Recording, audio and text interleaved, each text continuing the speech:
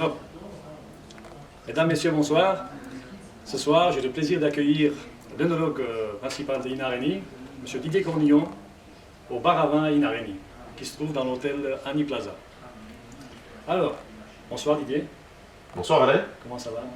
Mais magnifiquement bien. Bienvenue à Yerevan. Et oui, c'est un plaisir. Je suis arrivé hier soir et je languissais vraiment depuis tellement longtemps de revenir à Yerevan avec tout ce qu'on peut vivre en France qui a disparu et qu'on retrouve ici en Arménie avec des restaurants qui sont ouverts, des gens qui sont joyeux, le beau temps, le printemps. Quel bonheur. Absolument. Après une saison de Covid catastrophique, on recommence à voir la lumière. Et ce soir, j'ai le plaisir d'accueillir en personne ici, au bar à vin de Inareni, et puis pour parler d'un vin en particulier. Je rappelle que tu es, pour ceux qui ne savent pas, tu es le créateur, je dirais l'auteur des vins Inareni depuis 2014. Et donc c'est la première fois que je vais t'accueillir pour parler d'un de tes vins phares, un vin que nous apprécions particulièrement, l'Inareni Rouge 2015, qui vient de recevoir la médaille d'or au Berliner Wine Trophy. Donc d'abord félicitations à toi, à nous tous, à Inareni, pour avoir créé ce vin. Et je te propose d'écrire en quelques mots ton sentiment sur ce vin, parce que ça remonte à 6 ans maintenant, et ce succès qui est mérité, qui est magnifique, tout récemment à Berlin. Mais volontiers mon cher Alain. Alors ce que je peux dire en préambule, c'est que effectivement j'assiste la cave Inareni depuis 2014. J'ai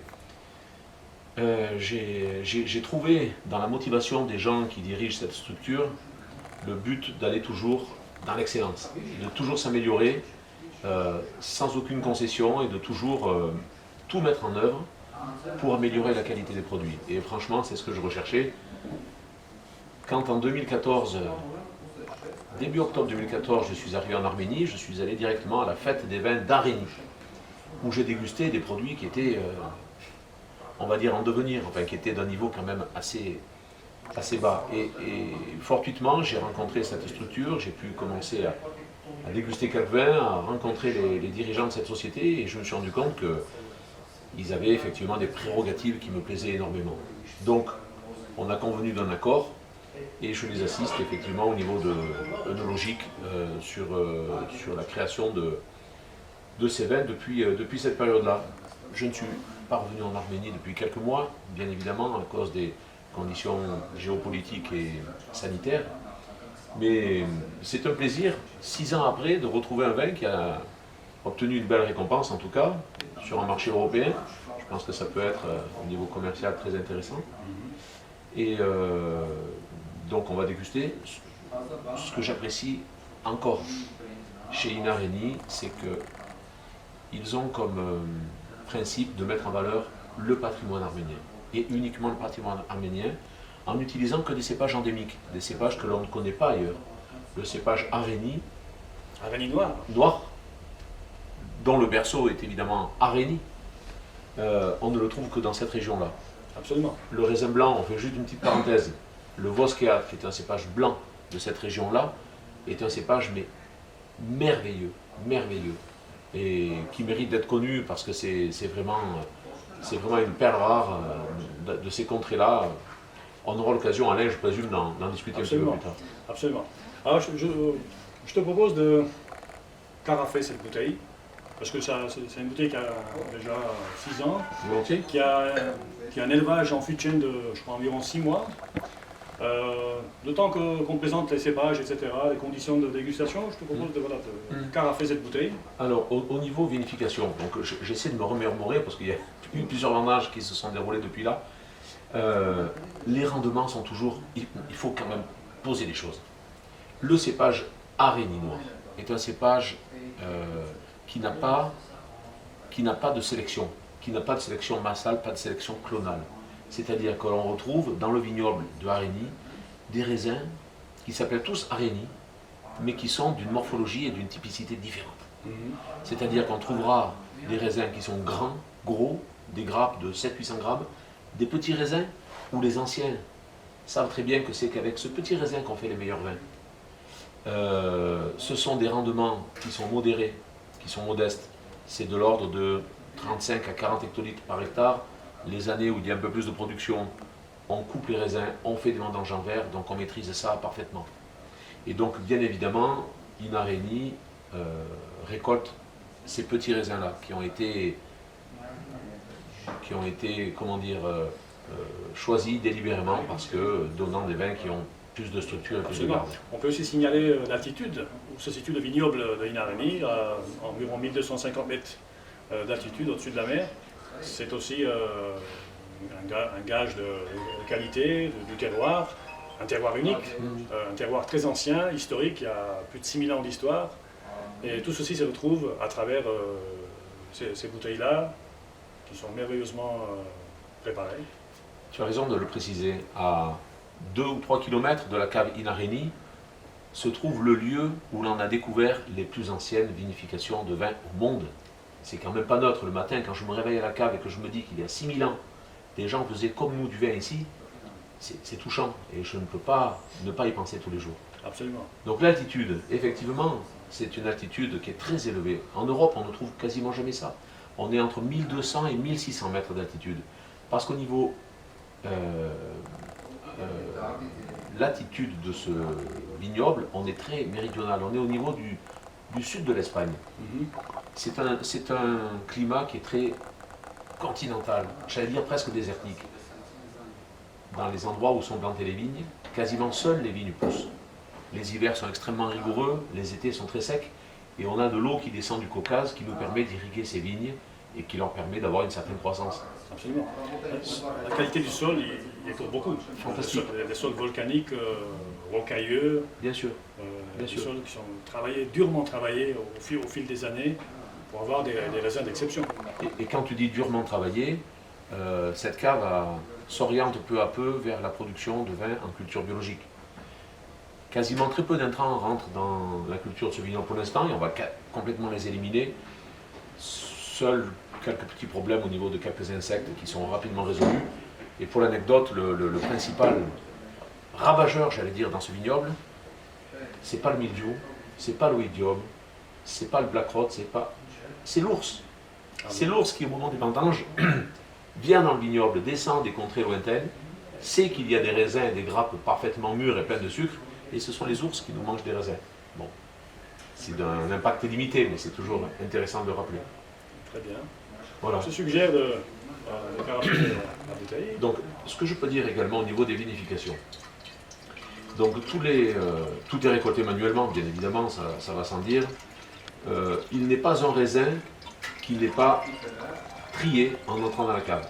Chaque grappe est triée systématiquement si ça le nécessite. Bon, en général, ce n'est pas tellement le cas. On enlève surtout des feuilles, quelques grappes qui sont un petit peu séchées. Il n'y a pas de problème météorologique en Arménie au mois de fin septembre. En général, il fait toujours beau temps. Donc on a des grappes parfaitement saines. Les raisins sont donc triés de toute façon. Ils sont... On peut parler de vendange manuelle, de vendange verte. Ah, la vendange verte, ça se fait en amont, ça se fait au mois d'août, si la récolte est trop importante, pour réguler la récolte. Et puis donc vendange... Ça, je pense qu'on a récolté ça aux alentours du 25 septembre 2015. Donc les raisins sont triés, 100% égrappés et mis en cuve. Donc pas de levurage spécifique. Les fermentations sont thermorégulées comme quasiment toutes les fermentations. Donc les fermentations alcooliques se passent en cuve inox à des températures ne dépassant pas 26-27 degrés. Les vins sont écoulés, décuvés, et une bonne partie de la cuvée est élevée en barrique. La fermentation malolactique se passe en barrique, et on laisse ces vins entre 6 mois et 9 mois en fonction. Donc l'origine des barriques, c'est quelque chose d'important aussi, parce qu'on travaille avec un terroir arménien, avec un cépage endémique, et des barriques arméniennes. Ça va de soi. Ce sont des barriques qui se trouvent dans la région du Karabakh, dont on a entendu parler récemment, qui sont avec des chênes arméniens. Et donc on utilise des barriques de 400 ou 500 litres en général. Absolument. Voilà. Donc un vieillissement, un élevage en fût de chêne de 6, environ, en moyenne 6 mois, voire jusqu'à 9 mois. Tout à fait. Très bien. Je reprécise que c'est un vin qui est composé uniquement C'est un vin monocépage composé de 100% Arénie noire. Hein, comme tous les vins de Inareni, c'est un vin monocépage. Qui peut être, en ce qui concerne les conditions de dégustation, de température de service, qui peut se déguster à, on va dire, 13-14 degrés, voire un petit peu plus. Voire un petit peu plus. Surtout pour ce millésime-là, qui est déjà une certaine assise, qui est assez suffisamment vieillie, on va dire. Très bien. En ce qui concerne la dégustation, nous pouvons déjà commencer petit à petit à... Eh bien, je vais te servir, Alain. Très bien, allons-y. Allons-y. Alors, moi, je dois vous avouer que je ne l'ai pas dégusté depuis un petit moment, n'étant pas venu en Arménie depuis quelque temps. Et j'ai plaisir à retrouver ce millésime qui a été peut-être le premier grand millésime de 2014 était un peu moins volumineux, et 2015 a été une récolte vraiment riche. Les raisins étaient d'une maturité complète. On a récolté, c'est un vin qui fait à peu près 14 degrés d'alcool et qui était à son optimal de maturité. C'était vraiment un bonheur de vinifier ça, vraiment. Moi, ce que je peux dire, c'est que cette millésime 2015 est assez exceptionnel. Comme souvent c'est le cas pour les millésimes qui finissent en 5, 2005, 2015, etc., en France par exemple. Celui-ci est exceptionnel. La preuve, j'ai le retour des amateurs de vin ici en Arménie est excellent. Tout le monde se souvient de ce millésime-là. Beaucoup de gens qui demandent ce millésime en particulier, qui est vraiment exceptionnel, qui vient d'être d'ailleurs validé, prouvé à Berlin par les plus grands connaisseurs, par les plus grands jurys. Donc, très bien. C'est un honneur et un plaisir de pouvoir redécouvrir ce vin avec son créateur. Bon, écoute Alain, tu vois la jeunesse encore qu'on trouve dans ce vin-là. Ce cépage m'étonne chaque jour. Il évolue d'une façon incroyable. Je n'en reviens pas. À chaque fois que je déguste un peu des millésimes anciens, on se rend compte le potentiel de garde. Est-ce que ça peut venir de ce cépage, bien entendu? Mais j'ai oublié de préciser que ce sont des raisins, des vignes qui sont francs de pied, c'est-à-dire des vignes qui ne sont pas greffées. Il n'y a pas de porte-greffe, c'est-à-dire qu'on prend le plant de vigne, on le plante directement dans le sol, et ce sont des raisins, des vignes qui résistent. Il n'y a pas de phylloxéra, donc pour l'instant c'est un cépage, c'est un des rares pays au monde désormais où il n'y a pas de phylloxéra. Donc je pense que ça contribue à la garde de ce vin-là. Et sa couleur trahit encore une certaine jeunesse. C'est étonnant. Aucun reflet d'évolution, aucune teinte brique tuile, pas du tout. Il est encore dans son éclat grenat, j'allais dire comme au début quasiment. Absolument. Ça, couleur rouge rubis. Oui, tout à fait, d'une grande limpidité. Bon, ça c'est pas le critère fondamental, mais en tout cas, ça permet déjà d'avoir une petite idée de ce qu'on va retrouver tout d'abord au nez. Toujours cette richesse aromatique tout de suite qui éclate, qui explose au nez. Alors, pour ce qui me concerne, moi je redécouvre tout le temps ces nouveaux arômes, grâce notamment à l'élevage en fût de chêne, des fruits des bois, côté épicé, un peu poivré, des notes poivrées notamment, avec un ensemble qui est très harmonieux, qui est très rond, ça reste soyeux. Alors ce qui est étonnant, c'est quand on récolte ces vins, ces raisins, on a pendant les 2 premières années une concentration tannique, une concentration en composés phénoliques qui est vraiment extraordinaire. Et on pourrait s'y méprendre au départ à des vins du style de la Syrah que l'on trouve dans les côtes du Rhône septentrional. Et avec le temps, l'effet de la patine dont tu parles, l'effet du temps sur les tanins, sur la structure de ce vin, oriente ce vin vers un cépage qui est plus septentrional encore, et on retrouve certaines notes des grands pinots noirs que l'on trouve dans une région qui t'est chère, Alain, la Bourgogne. La Bourgogne. Voilà. Effectivement. Moi qui suis un grand fan de vins bourguignons, alors, ça me rappelle de plus en plus ce côté un peu aristocrate, noble, sa complexité aromatique. C'est un vin de charme. Alors c'est étonnant parce qu'on a des fèves de cacao, on a du mocha, on a ça en premier nez, et on a après un nez qui plutôt cerise un peu kirsch, que l'on retrouve souvent dans les pinots noirs. Absolument. s'appelle myrtille, En tout cas, oui. myrtille, groseille, cerise. Et surtout une belle persistance. Et je retrouve, après quelques minutes d'aération, Mhm, le vin s'ouvre. absolument. Voilà. On aurait dû le carafer peut-être un petit peu plus tôt. Oui, je pense, oui. D'ici une dizaine de minutes, il devrait être au c'est- point. Voilà. Est-ce que je dois t'avouer que le premier nez m'a semblé un peu suspect? Mais il manquait d'aération ce vin. Il est emprisonné depuis bien longtemps, donc il mérite de C'est vrai. de s'ouvrir carrément. Et là, ça devient formidable. Absolument. Et au fil du temps, il s'ouvre. Carrément. Et on ressent cette complexité aromatique, cette richesse aromatique.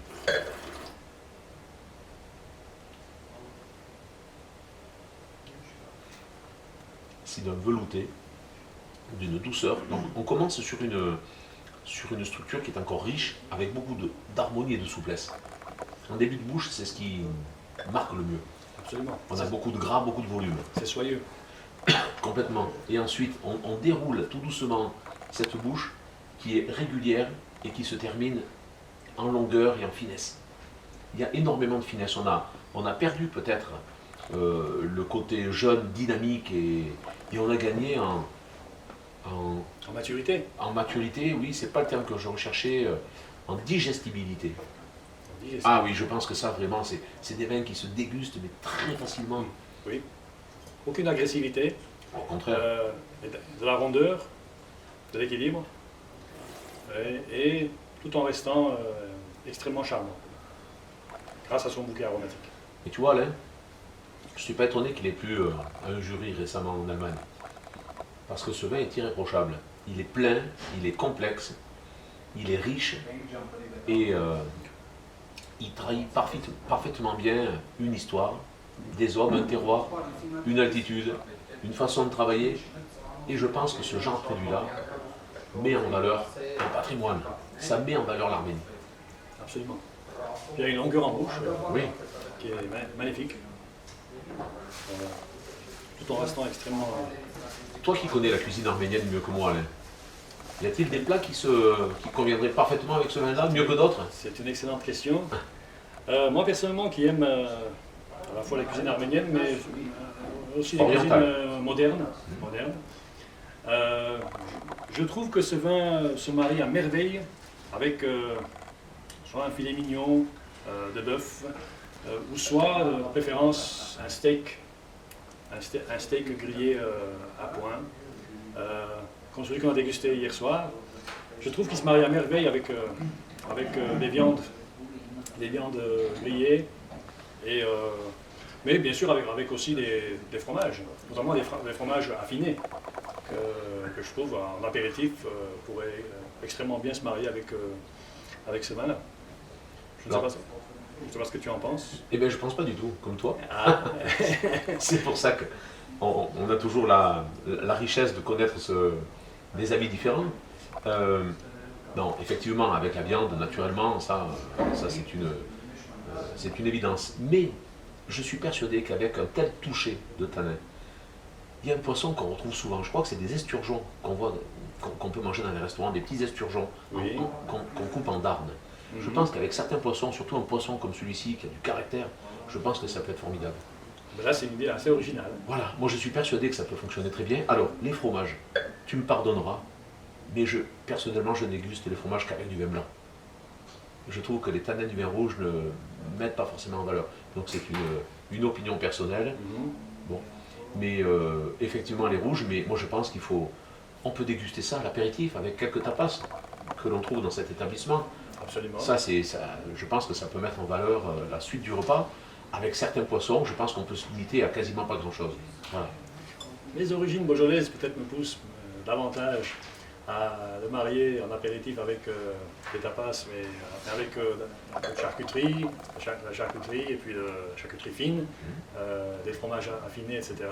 Mais effectivement, je partage complètement ton point de vue, qu'on peut faire des mariages bien plus variés et différents avec ce vin-là, qui est assez universel et il est parfait à tout point de vue. Tu vois, Alain, je ne suis pas venu en Arménie, comme je l'ai dit tout à l'heure, depuis un certain temps, mais retrouver ce pays, avec cette liberté, ce climat, et retrouver ce vin-là, qu'est-ce qui fait véritablement la valeur d'un vin?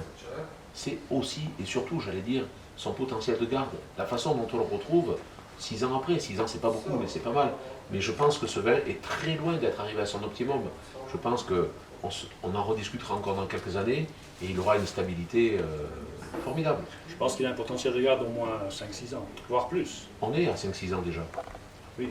Donc je pense que c'est un vin qui peut encore se garder davantage. Absolument. Tout dépend de la température de conservation. Ce vin a le potentiel, ce cépage a le potentiel, reste à conserver les vins, surtout dans un climat ici qui est très continental, très chaud, très froid. Il faut le préserver de ces écarts de température et il faut surtout l'été le maintenir à maximum 18 degrés. Ça c'est vraiment le conseil le plus important que l'on peut avoir. Sinon la déstructuration arrivera prématurément. Effectivement. C'est très important les conditions de conservation du vin et aussi les conditions de service. Oui. Absolument. Très bien, mon cher Didier. Quel plaisir. On va se rendre à Inarini demain. Absolument. Pour faire la suite des dégustations. J'espère qu'on aura d'aussi bonnes surprises. Je pense que oui. On risque d'avoir des bonnes surprises. Le vin, c'est l'émotion. Le vin, pour moi, le vin, c'est aussi l'amitié. C'est un des meilleurs moyens de tisser des liens d'amitié et d'unir des gens autour d'une bonne bouteille. Donc, je préconise à tous les amateurs de vin de déguster, de découvrir ce vin et des vins d'aussi bonne qualité que celui-ci et que la vie continue. Alors, moi je pense, Alain, qu'on a oublié une chose avant de clôturer ce propos. Je connais très peu de mots dans le vocabulaire arménien, mais il y en a un que je connais bien, qui est Genats. Absolument. Et est-ce qu'on n'a pas oublié de trinquer tous les deux? Bien sûr. Voilà. Je suis entièrement d'accord avec toi. Genats, mon ami. Genats. Et bienvenue en Arménie.